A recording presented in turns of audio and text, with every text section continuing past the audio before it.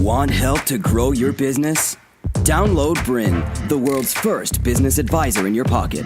To find out more, visit BRiN.ai or search the App Store today.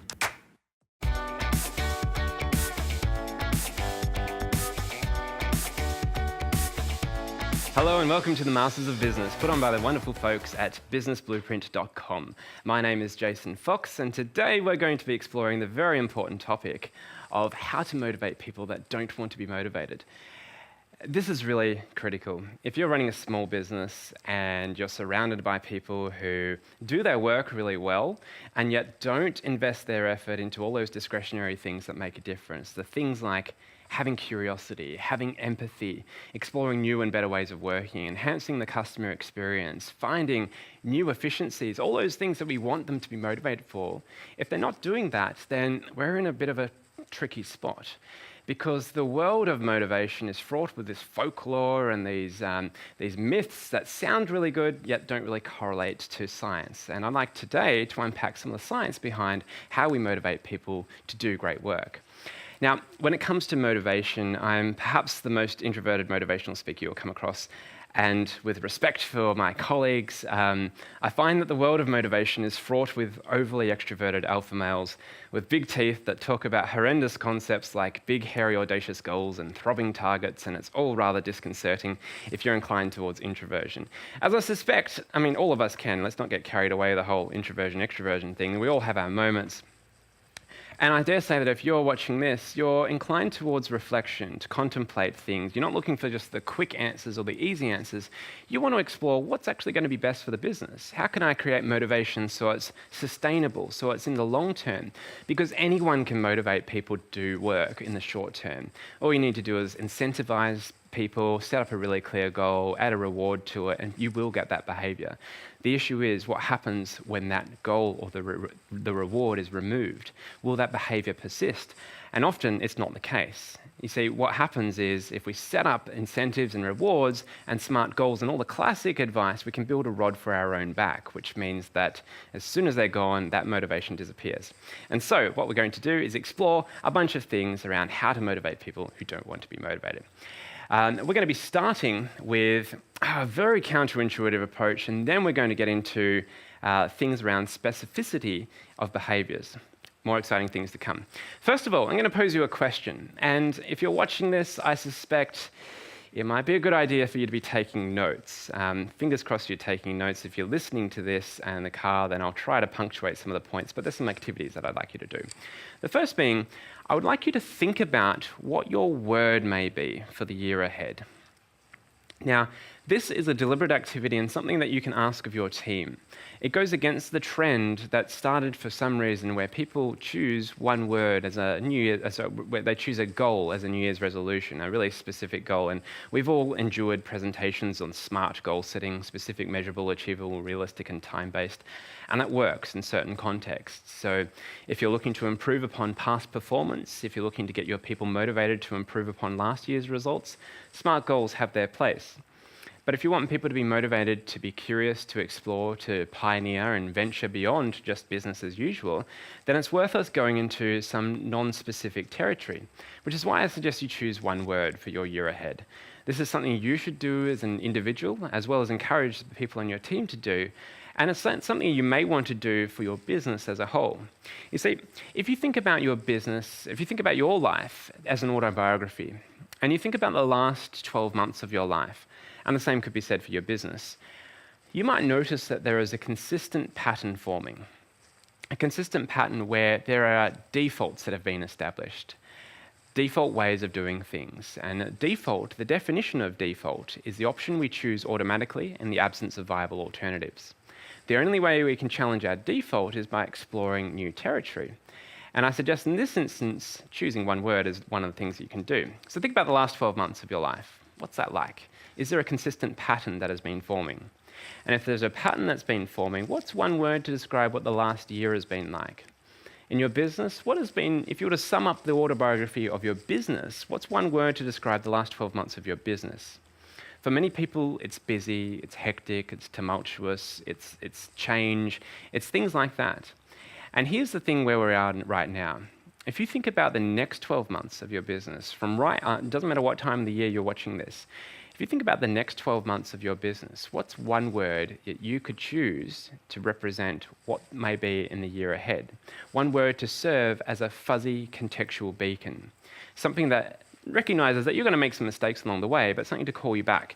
A few years ago, I chose the word kingly as a personal word in my business. Last year, the word was pirate. This is the year of the gentleman pirate this year, and this is all about exploring new territory. It's such a powerful conversation that you can have, and with your team, with these people who possibly don't want to be motivated, it's one of the greatest ways that you can bridge the gap, and you can actually start to understand what actually matters for the people who work with you and for you. Do this well across yourself, your team, and your business, and then we have a new avenue to explore motivation and meaningful progress. You see, this motivation piece, as I was saying before, it's been distorted by a whole bunch of fluff and fist-pumping rah-rah and folklore that sounds good but doesn't correlate to meaningful progress. There's a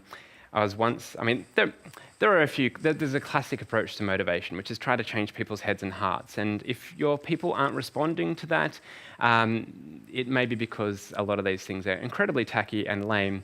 One of the things that I've seen happen is I was at a conference once, and there was a lady who was saying, "Did you know that the bumblebee is apparently so heavy that according to the laws of aerodynamics, it should not be able to fly?" Well, you know what? No one told the bumblebee, okay? No one told the bumblebee. And people are going to tell you that you can't fly. Well, I say, you just let your wings shine, okay? You just let your wings shine. And I was just at the back of the room on my iPad checking emails, as you do.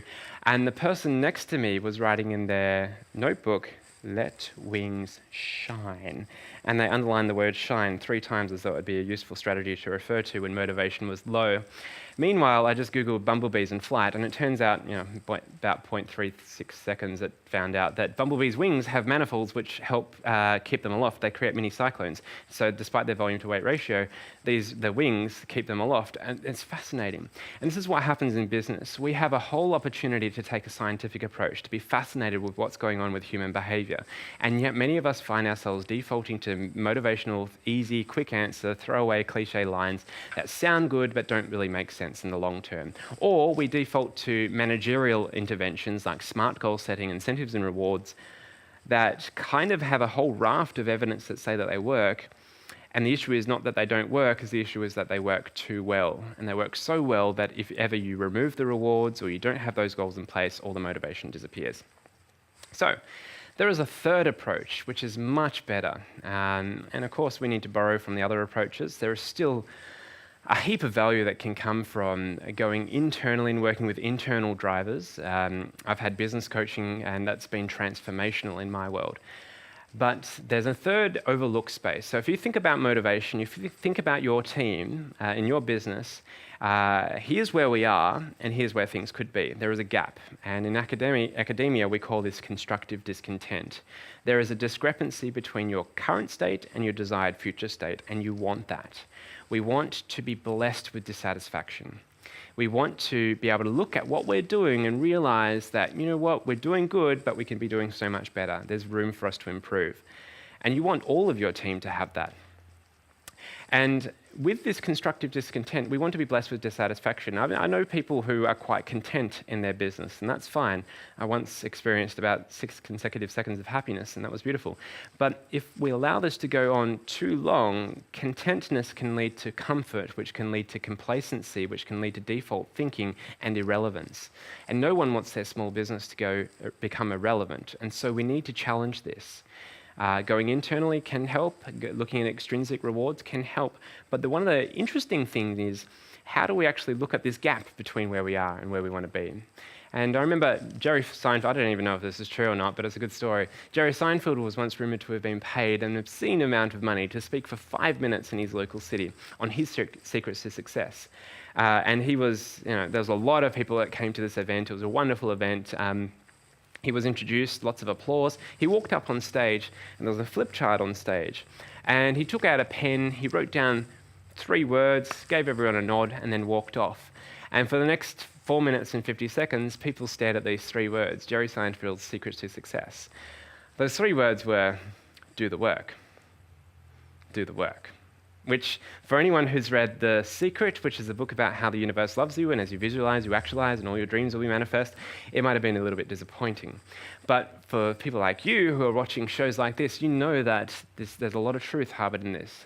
All of us are on the wrong side of a whole heap of good work. Making meaningful progress and success happen in your business takes work, it takes effort. And this is what I'd like to unpack. How do we actually make this work bit inherently motivating? How do we make it so that your people are so motivated to do the work that they don't need to rely on you to motivate them? They don't need to rely on you to create incentives and rewards and targets to keep them motivated because you've designed the work to be inherently motivating. That's what we're going to unpack here. I'm going to take a scientific approach here. I find that the more that we can embrace curiosity, the more that we can take an objective approach and be curious, to experiment and explore, the better results we're going to have. All of the answers here don't lie hidden away in one person's mind, nor are they just in one book. They're from you exposing yourself to lots of different things and then conducting experiments to see what works. Speaking of experiments, here's an experiment that, well, at least a research question that was posed by a bunch of different researchers that was published in the Harvard Business Review. Now, these researchers asked over 600 managers from different industries at different levels, what is it that gets people most enthusiastic about doing work?